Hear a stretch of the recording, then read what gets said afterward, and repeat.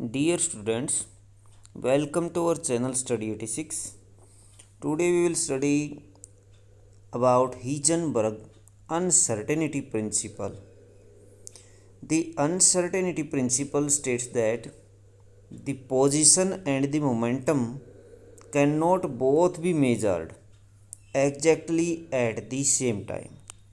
इस नियम के अकॉर्डिंग हम देखते हैं कि पोजीशन और मोमेंटम को एक साथ कभी भी मेज़र नहीं किया जा सकता। एक ही समय पर दोनों चीज़ों को मेज़र नहीं किया जा सकता। Delta x is the position of the object, delta P is the momentum of the object.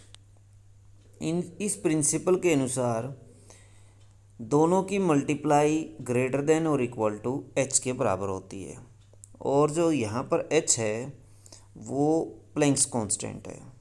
इसकी जो रिलेशन होती है वो ये वाली रिलेशन होती है, ये यूज़ की जाती है relation delta x into delta p greater than equal to h over 4 pi, और एच ओवर 2 पाई। एच ये एच बार है, ऐसे इसको लिखा जाता है एच बार, ऐसे कट करके। तो एच बार जो होता है वो एच ओवर 2 पाई के बराबर होता है। इसको ऐसे भी हम राइट कर सकते हैं।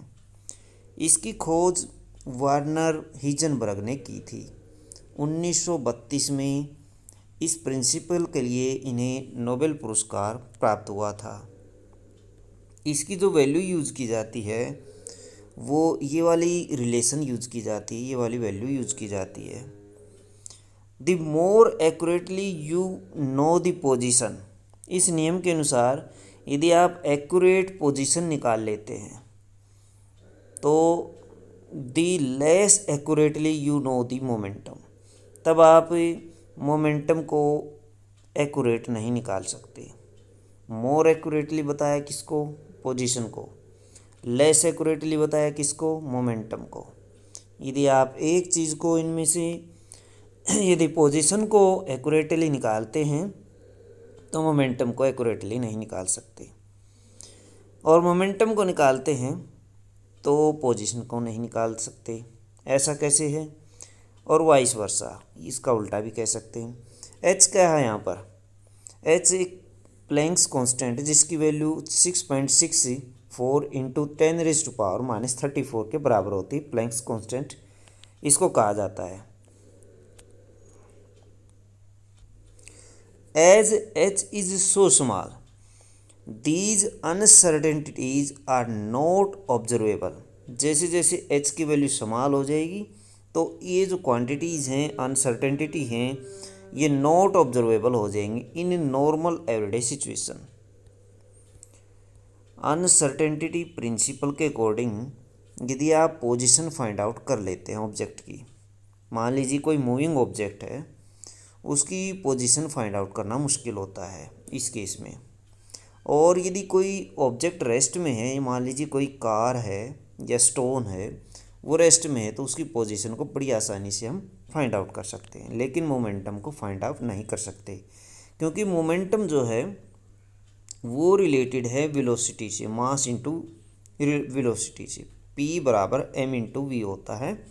यदि आपके पास वेलोसिटी है तो मोमेंटम फाइंड आउट कर सकते हैं, और यदि वेलोसिटी नहीं है, यदि वेलोसिटी 0 तो मोमेंटम भी 0 हो जाएगा। तो फिर मोमेंटम अथवा संवेग नहीं ज्ञात किया जा सकता। यदि पोजीशन आप प्राप्त कर लेते हैं तो मोमेंटम प्राप्त नहीं कर पाएंगे, और पोजीशन प्राप्त नहीं कर सकते तो मोमेंटम प्राप्त कर सकते हैं। एक दूसरे के उल्टे हैं ये। वी कैन नो पोजीशन और momentum accurately but not both simultaneously, परंतु दोनों को एक साथ प्राप्त नहीं किया जा सकता। According to this principle this has nothing to do with imperfect measuring devices or experimental error. It represents a fundamental property of nature. Fundamental property of nature को represent करता है ये। The uncertainty in position delta x and the uncertainty in momentum delta p are related by this relation. तो इस relation के द्वारा ये एक दूसरे से रिलेट हैं। This means that making a momentum as accurate as possible makes position inaccurate or vice versa. If one is made zero, यदि इनमें से किसी एक को जीरो बना दिया जाए, the other has to be infinite, दूसरा इनफाइनाइट हो जाएगा। एग्जाम्पल देखिए इसका, example of uncertainty principal.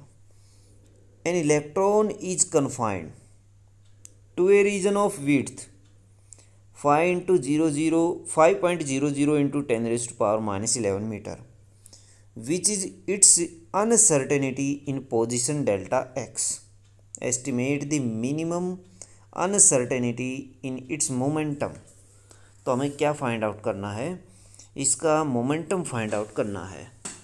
In electron is confined in a region, एक रीजन में इलेक्ट्रॉन पाया जाता है जिसकी विड्थ दी हुई है और हमें इसका मोमेंटम फाइंड आउट करना है। तो इसके अनुसार, नियम के अनुसार हम रिलेशन ले लेते हैं delta x into delta p x greater than equal to h, और delta p x is equal to और ग्रेटर देन और equal to h over delta x. H की वैल्यू 6.626 हम रख लेते हैं into 10 raise to power minus 34, और delta x की वैल्यू रख लेते हैं 5 into 10 raise to power minus 11। ये वैल्यू रखने के पश्चात हमें मोमेंटम ये प्राप्त होता है। मोमेंटम देखिए कितना कम है, बहुत ही कम हो जाता है। Application of uncertainty principal. Non existence of electron in nucleus, electron nucleus में नहीं रह सकते। तो ये जो प्रिंसिपल है ये बताता है non existence of electrons. Existence of proton and neutron and alpha particle in the nucleus, और एग्जिस्टेंस किसकी बताता है, उपस्थिति बताता है प्रोटॉन, न्यूट्रॉन और अल्फा पार्टिकल की न्यूक्लियस में, कि ये तीनों न्यूक्लियस में स्थित हो सकते हैं। जीरो पॉइंट एनर्जी को ये डिफाइन करता है।